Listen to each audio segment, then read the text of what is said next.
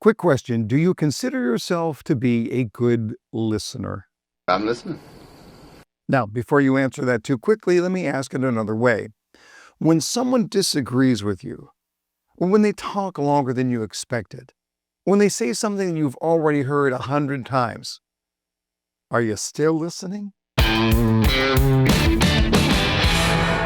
Welcome back, everyone, to another 5-minute sales training where today we're examining why so many salespeople think they're listening when they really aren't. Not really, anyway. So let me just ask you this question. How do you know that you're actually listening to your prospective buyer? Huh? I'm listening. Now, it's a trickier question to answer than you might think, because your actions are always consistent with the way that you see yourself. So if you see yourself as a good listener, your brain will look for evidence to support that belief. And most people answer yes automatically, not because they, in fact, are great listeners, but because admitting otherwise, well, it feels a little uncomfortable. Sorry, guess I'm a bad listener. But here's the good news. Listening, it's not a personality trait. It's not something you're born with or without. Listening is a skill set, and skills can be learned and practiced and sharpened. Which brings me to a deeper question. Is listening something you do, or is it something that you are? Because if it's something you are, it becomes part of your identity. And when a skill becomes part of your identity, you stop negotiating with yourself about whether to use it. You see, everything starts with belief. If you don't believe listening matters, you're not going to invest in it. If you don't believe that it's learnable, you're not going to work at it. But once the belief is in place, then comes the behavior. And you control that too.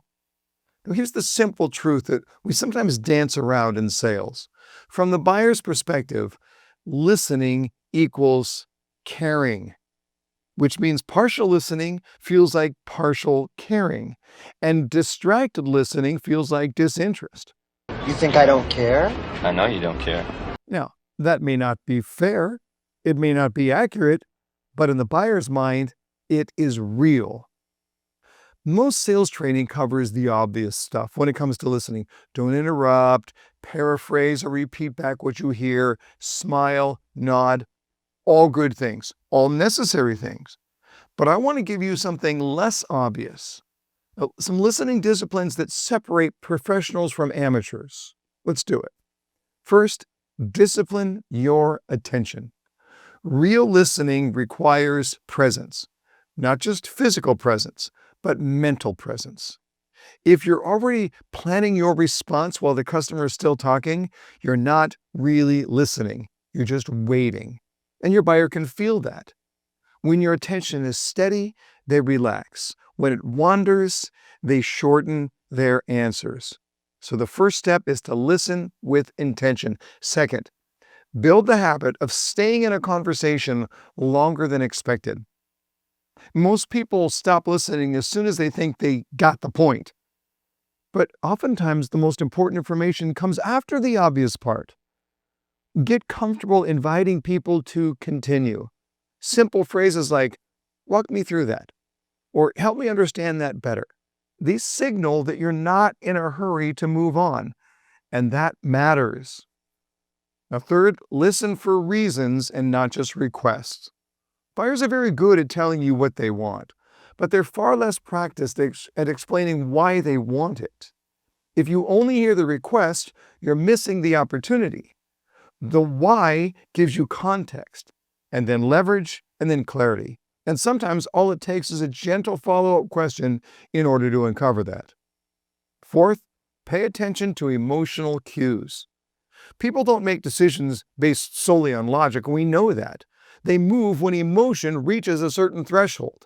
So listen for the frustration, or the excitement, or the hesitation. And if you're not sure what you're hearing, don't guess. Ask the question, how are you feeling about that? That's one of the most underutilized questions in sales. Finally, acknowledge the gift of information. When someone shares openly with you, they're taking a risk. Let them know it matters to you. A simple, sincere acknowledgement builds trust faster than any technique ever will. Listening isn't just polite. It isn't passive. It certainly isn't optional. It is an active, intentional discipline that tells your customer, you matter. And when people feel heard, they lean in, they open up, they trust you more, which, and not coincidentally, leads to better outcomes for everyone involved. So sales pros, listen up. No, really, listen better. Because when you learn more, you earn more.